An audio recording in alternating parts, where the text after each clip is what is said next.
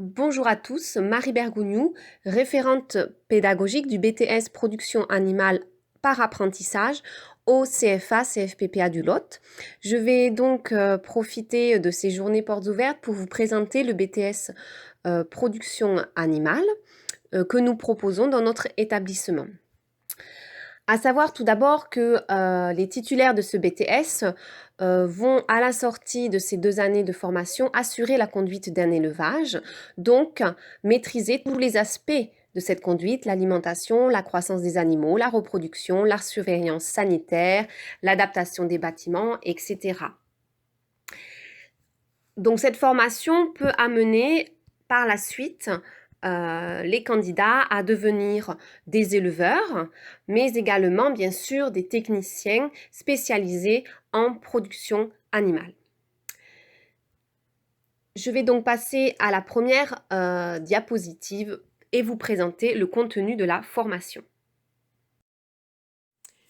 Comme vous pouvez le voir, ce BTS Production animale, au niveau de son contenu, comprend dans un premier temps des enseignements généraux qui correspondent à un tronc commun à tous les BTS agricoles de France. Ces modules généraux sont de plusieurs catégories. On a tout d'abord tout ce qui est relié plutôt à la communication et au français, donc expression, communication, animation et documentation, avec dans ce cadre-là un projet à mettre en place sur les 2 années, dans les 2 années, qui s'appelle le projet d'initiative et de communication, le PIC. Ce PIC, en fait, l'objectif, c'est de mettre en place par groupe de 2, 3 apprentis un projet avec derrière des outils de communication sur un thème que vous souhaitez.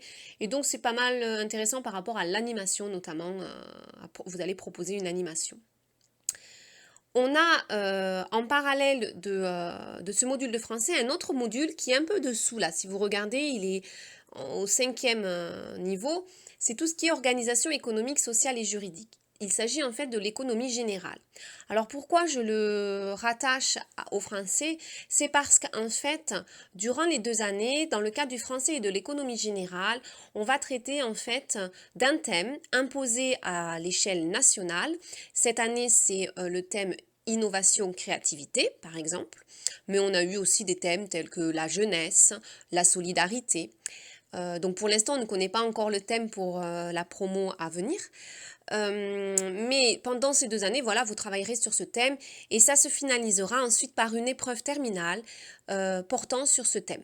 Je vous en parlerai un petit peu après lorsque je vous parlerai d'évaluation. Ensuite, si on reprend les autres modules généraux, vous allez avoir tout ce qui est mathématiques et informatique, c'est-à-dire le traitement des données que vous allez faire en première année. Et puis, vous avez le choix entre 2 langues vivantes, soit anglais, soit espagnol. Et là aussi, vous serez amené à faire cette langue tout au long de votre formation sur les 2 ans. Il y a aussi un module qui s'appelle accompagnement au projet personnel et professionnel. Ce module n'est pas évalué. Par contre, il nous permet de vous accompagner tout au long des 2 années par rapport à votre évolution au niveau de votre projet personnel et professionnel.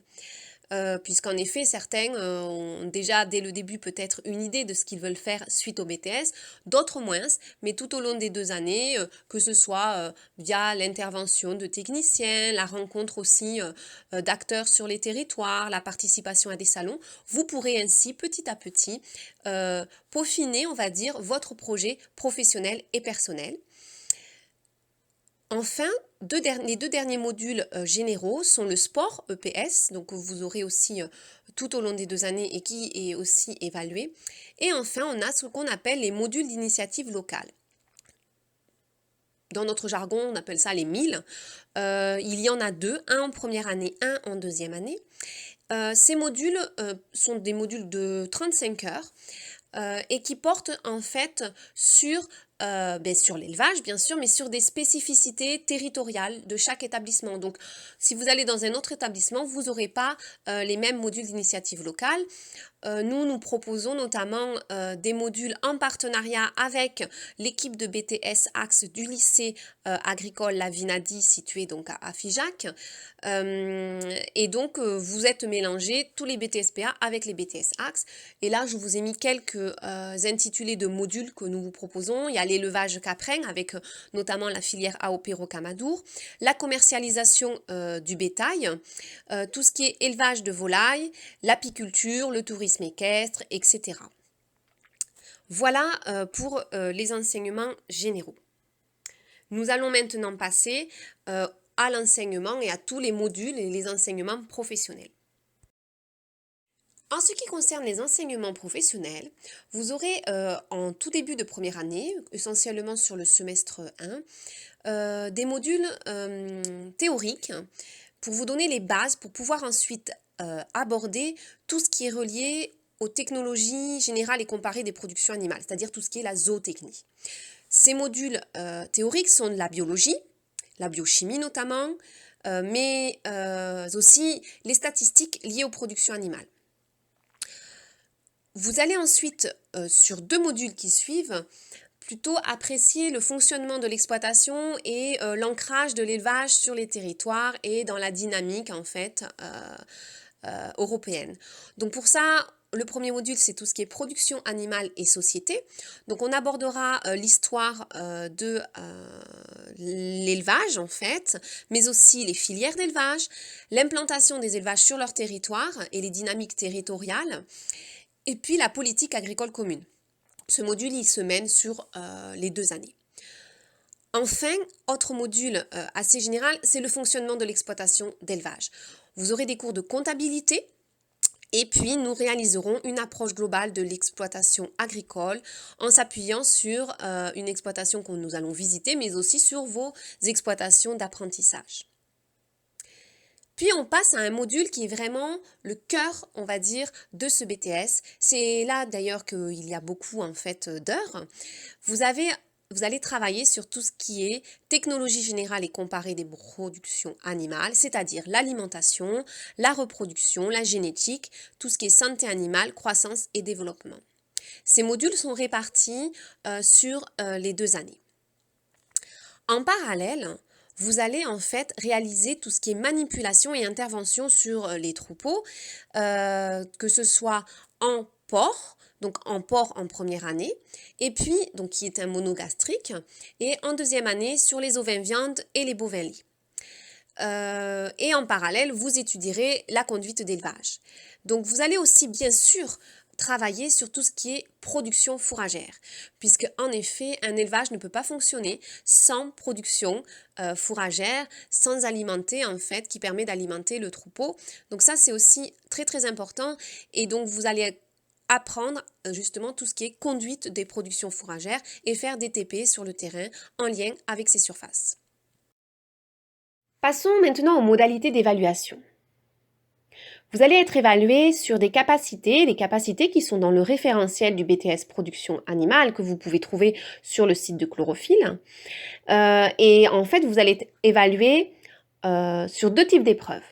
On a tout d'abord un premier groupe qui correspond aux épreuves terminales nationales et qui a lieu en fait en fin de formation, c'est-à-dire en juin de la seconde année. Ces épreuves comprennent une première épreuve relative à tout ce qui est expression française et culture socio-économique. Je vous ai parlé tout à l'heure, quand je vous ai présenté des modules généraux, qu'il y avait en effet une épreuve terminale relative à la communication, au français et à l'économie générale et qui porte en fait sur un thème national. Cette épreuve est une épreuve écrite de 4 heures. Vous avez ensuite une deuxième épreuve qu'on appelle l'épreuve intégrative à caractère technique, scientifique et professionnel et qui comprend ou qui se découpe en 2 parties. Une première partie qui est un écrit individuel de 4 heures portant en fait sur tous les enseignements de zootechnie que vous aurez eu sur les 2 ans, donc que ce soit la génétique, l'alimentation, la reproduction, santé animale, mais également tout ce qui est lié à la conduite du troupeau et puis aux productions fourragères. Vous aurez ensuite une seconde partie dans cette épreuve 7 qui est relative au rapport de stage, comprenant un écrit de 30 pages environ et une soutenance orale. Ensuite, l'ensemble des capacités seront évaluées dans le cadre de CCF, c'est-à-dire de contrôle continu en cours de formation tout au long des 2 années. Et ces CCF sont réalisés par les formateurs qui vous encadrent sur chaque module. Je vais maintenant aborder le fonctionnement en fait de notre formation, qui est un fonctionnement particulier puisque nous vous proposons ce BTS agricole par la voie de l'apprentissage. Donc vous allez pour cela avoir des périodes d'alternance en entreprise et des périodes au CFA, CFPPA du Lot. Vous avez ici sous les yeux un calendrier de formation pour la première année du BTS. Vous pouvez ainsi remarquer que nous travaillons plutôt sur des périodes de 2 semaines, 3 semaines. C'est très rare en fait que vous ayez une semaine au CFA puis une semaine en entreprise, mais des fois on est obligé compte tenu qu'on doit tenir compte aussi de l'ensemble des formations de notre établissement.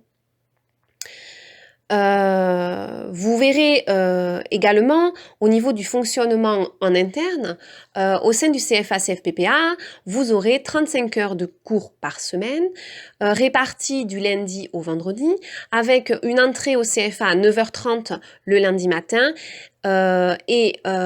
sinon tous les matins c'est 8h30 et un départ du CFA à 17h30 sauf le vendredi après-midi où là vous terminez à 12h30. Nous fonctionnons par séquence de demi-journée, c'est-à-dire que vous aurez un module chaque demi-journée.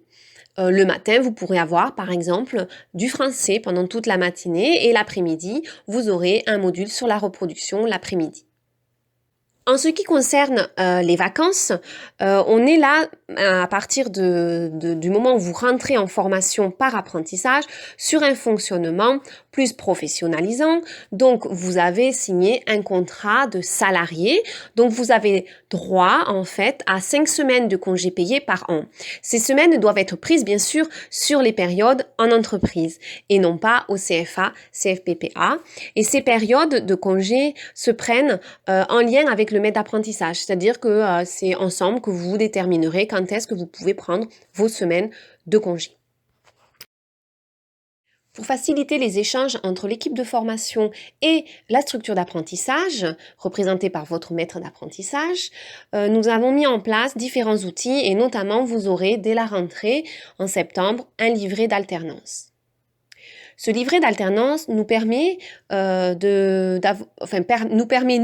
d'avoir en fait des éléments sur l'entreprise et sur le déroulé de votre apprentissage en entreprise et ça permet aussi à votre maître d'apprentissage de connaître un petit peu ce qui est fait au sein du CFA et puis de connaître vos résultats, voilà. Donc pour cela, si vous regardez sur la diaporama, il y a tout ce qui est suivi au CFA. Donc le maître d'apprentissage pourra, grâce aux fiches de liaison, voir les cours que vous avez suivis pendant la période avant, en fait, la période où vous êtes en structure. Vous aurez aussi dedans l'ensemble des CCF que vous aurez passés. Vous mettrez aussi tous les entretiens individuels que nous aurons fait avec vous et les bulletins semestriels. Le maître d'apprentissage et vous devrez aussi compléter en fait les fiches de liaison par alternance dans lesquelles vous mettrez toutes les tâches que vous avez réalisées pendant votre période en structure d'apprentissage. Ce livret d'alternance, c'est aussi le moyen en fait pour le maître d'apprentissage de demander des rendez-vous si besoin ou de nous contacter. Et puis, bien sûr, nous réaliserons en début de formation ce qu'on appelle un entretien de première évaluation avec votre maître d'apprentissage. Donc, nous l'invitons à venir au CFA. S'il ne peut pas, on peut le faire par téléphone. L'objectif de ce premier entretien, c'est de présenter, nous, de notre côté, le BTS Production Animale. Le maître d'apprentissage peut présenter également sa structure. Et puis, c'est de faire un point sur les premières périodes en entreprise. Ensuite, nous réalisons 2 suivis en entreprise, chaque année, enfin plutôt un suivi ou une visite chaque année. Donc pour cela, nous nous déplaçons en tant que référente pédagogique sur en fait l'entreprise. Ces suivis sont l'occasion de discuter un petit peu de votre comportement, de votre investissement, que ce soit dans la formation ou sur la structure d'apprentissage, mais aussi de se projeter par rapport à votre projet professionnel et personnel. Nous allons maintenant aborder la démarche pour trouver un maître d'apprentissage. Dès à présent, en fait, vous rentrez dans en fait le milieu professionnel. La démarche que vous allez mettre en place, c'est la même que si vous cherchiez un emploi. Donc tout d'abord, il va falloir référencer toutes les structures qui sont potentiellement susceptibles de vous prendre en tant qu'apprenti en BTS production animale. Il peut s'agir d'exploitations agricoles ayant une activité d'élevage, de haras, mais également, il ne faut pas oublier les organismes professionnels agricoles qui ont une activité d'élevage, ou du moins un service en élevage. Ça peut être la chambre d'agriculture, le DE, le GDS, le contrôle laitier, l'UPRA, etc. Mais également l'ensemble des coopératives ayant une activité d'élevage. Une fois que vous avez référencé ces structures possibles, à ce moment-là, vous allez aussi travailler votre CV, donc votre curriculum vitae, et les lettres de motivation. Pour cela, nous pouvons vous accompagner. Vous pouvez en effet m'envoyer par mail votre CV, votre lettre de motivation pour correction et appui. Une fois que vous avez ces outils de prêt, à ce moment-là, vous pouvez contacter, et c'est très bien, il faut contacter au départ par téléphone la structure susceptible de vous prendre par apprentissage. Alors pourquoi c'est intéressant? C'est parce que déjà vous allez vous présenter, donc ils vous connaîtront, et puis en plus vous allez pouvoir demander les modalités, c'est-à-dire sous quel format envoyer le CV, est-ce que vous pouvez le faire par courrier ou alors par mail, etc. Si au bout ensuite de 15 jours, une fois que vous avez envoyé vos outils, là, CV et lettre de motivation, il n'y a aucun retour, n'hésitez pas à relancer par téléphone. Enfin, on va positiver, vous allez avoir l'entretien et vous allez en avoir des entretiens. À ce moment-là, bien sûr, il faut vous préparer et nous pouvons vous accompagner aussi dans la préparation de cet entretien. Notamment, nous pouvons vous faire parvenir une estimation personnalisée du coût que vous aurez pour la structure. Dans certains cas, nous pouvons même venir lors de l'entretien, alors peut-être pas le premier, mais lors d'entretiens futurs, à la demande du maître d'apprentissage, du futur maître d'apprentissage. Je vous ai parlé donc d'un accompagnement dès à présent pour la recherche de votre futur maître d'apprentissage. Pour cela, voici les interlocutrices. Donc, vous avez Isabelle Bonassi, qui est référente administrative au niveau de l'apprentissage, donc qui s'occupera notamment de tout ce qui est contrat d'apprentissage. Et puis, vous avez Clara Mas-Orea, qui est développeur. Donc, c'est-à-dire qu'elle est là pour vous accompagner dans votre démarche de recherche de structure d'apprentissage, peut-être vous donner parfois des liens, des noms de potentiels maîtres d'apprentissage, vous faire aussi l'estimation du coût que vous aurez pour la structure d'apprentissage. De notre côté, avec Karine Souk, nous pouvons vous accompagner pour justement, en tant que référente pédagogique, la réalisation du CV, de la lettre de motivation. Voilà. Et puis après, c'est avec Karine Souk que nous, en fait, vous accompagnerons d'un point de vue pédagogique et nous réaliserons les suivis en entreprise. Donc, n'hésitez surtout pas à nous contacter. Pour cela, vous avez en fait nos adresses mail et nos numéros de téléphone professionnels dans le cas où nous en avons un. Pour terminer cette présentation, vous avez ici en fait quelques illustrations des activités que nous menons et des sorties avec les promotions de BTS Production Animale. Nous participons notamment chaque année au salon Régal à Toulouse, qui est un salon qui fait la promotion des produits agricoles et des pratiques agricoles de notre région Occitanie. Nous participons en tant qu'animateurs et accompagnateurs des écoles au sein du hall de la ferme. Vous serez aussi amené à participer à de grands rassemblements professionnels tels que le sommet de l'élevage à Cournon, donc à côté de Clermont-Ferrand, mais aussi vous allez participer à des concours, le CJHJ, le concours de jugement des animaux des jeunes, donc chaque année qui a lieu en décembre au niveau départemental, et aussi pour ceux qui se spécialisent en ovins, les ovimpiades. Ces concours vous permettront par la suite, si vous arrivez dans les premiers, à participer au Salon de l'agriculture à Paris. Enfin, nous organisons chaque année avec une promo en fait, un voyage de 4-5 jours sur un autre territoire afin d'aborder tout ce qui est dynamique territoriale liée à l'élevage et aussi la gestion des productions fourragères. Donc nous sommes partis par exemple dans l'Aubrac et dans l'Aveyron. Et puis, bien sûr, tout au long de ces 2 années de formation, vous serez amené à visiter un grand nombre d'exploitations dans toutes les productions que vous aborderez, que ce soit dans le cadre des modules professionnels de zootechnie, mais aussi dans le cadre des milles. Vous pouvez retrouver l'ensemble de nos formations sur notre site internet www.animapol.fr et vous retrouverez également toutes les actualités du CFA CFPPA du Lot sur notre page Facebook. Vous tapez CFA-CFPPA du Lot et vous devriez nous trouver.